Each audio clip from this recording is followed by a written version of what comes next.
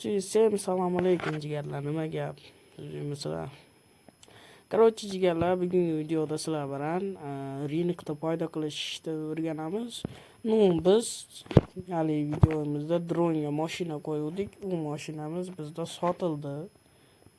Hozir yana dronga mashina olamiz endi bu safar. Yaxshiroq mashina olsa olamiz drondan. O'sha kalar. Qanaqa mashinalar bor ekan? Qancha ekan? Mashina ham normalniy. Ularda ko'proq ekan. Ularda ko'p ekan. 26 ta Vladis.